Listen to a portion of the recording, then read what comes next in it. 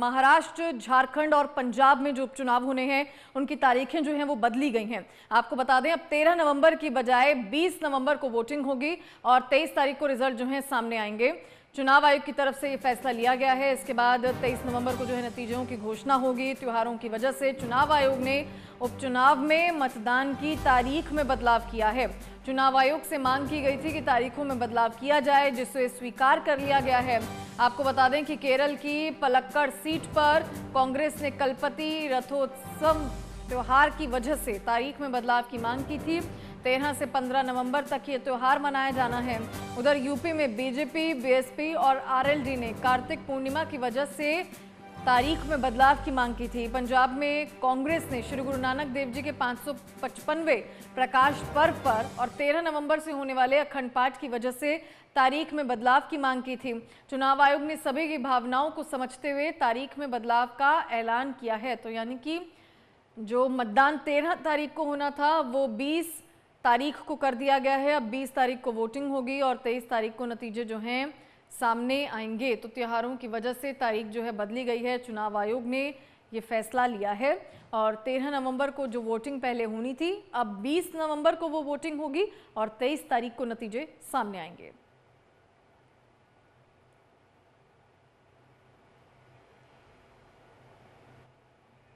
इसी पर और ज्यादा जानकारी देने के लिए दिल्ली से संवाददाता नितिन धीमान हमारे साथ जुड़ गए हैं। नितिन, क्या जानकारी है? क्योंकि पहले 13 तारीख जो है वो तय की गई थी कि चुनाव 13 तारीख को होंगे, लेकिन अब 20 तारीख उसे कर दिया गया है। त्योहारों के मद्देनजर क्या अपडेट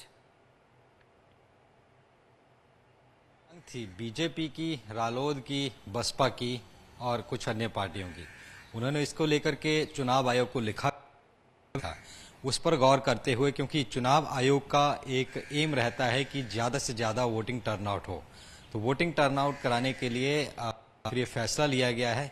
क्योंकि इससे पहले ये काफ़ी बार हो चुका है। अभी हाल ही में हुए हरियाणा चुनाव के मद्देनज़र भी तारीख बदली गई थी, क्योंकि लंबा वीकेंड उसमें आ रहा था, जिससे कि लोग बाहर चले जाते और वोटिंग के लिए नहीं आते। तो भाजपा की मांग पर वो आगे की गई थी तारीख।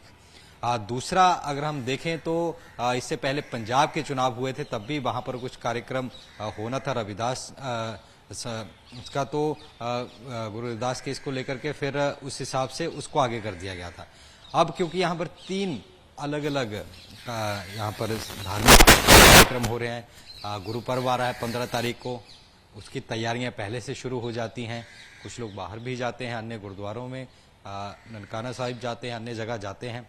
दूसरा, एक जो कार्तिक जो पूर्णिमा उसका स्नान वहाँ पर हो रहा है, तो हम बात करें प्रयागराज, गाजियाबाद, अन्य जगह की, तो वहाँ पर बहुत श्रद्धालु उसके लिए जाते हैं। केरल में अपना एक अलग त्यौहार था, तो इस हिसाब से तमाम चीज़ों को देखते हुए जहाँ जहाँ ये त्यौहार थे, जहाँ जहाँ ऐसी चीज़ें थी, वहीं के उपचुनावों को आगे किया गया है। बाकी जो राज्यों में चुनाव होने हैं, चाहे महाराष्ट्र की बात करें या हम बात करें बाकी स्टेट्स की, झारखंड की, वहाँ पर एज इट इज़ पहले की तरह उन फेजेस में चुनाव होंगे। रिजल्ट इकट्ठा ही सबका एक साथ निकलेगा। और क्योंकि वोटिंग टर्नआउट ना हो, क्योंकि आमतौर पर ये देखा जाता है कि एक वोटिंग की छुट्टी हो गई, एक त्यौहार है, तो लोग वोटिंग करने की बजाय बाहर निकल जाते हैं कि त्यौहार मना करके आते हैं। तो ऐसे में वोटिंग परसेंटेज पर असर ना पड़े, इसलिए ये फैसला लिया गया है। हालांकि विपक्ष इस पर निशाना साध रहा है। उत्तर प्रदेश में सपा की तरफ से कहा गया कि भाजपा हार देख रही है, इसलिए चुनाव की तारीखें आगे उनकी तरफ से की जा रही हैं। ऐसी ही प्रतिक्रिया अन्य राज्यों से भी सामने आ रही है।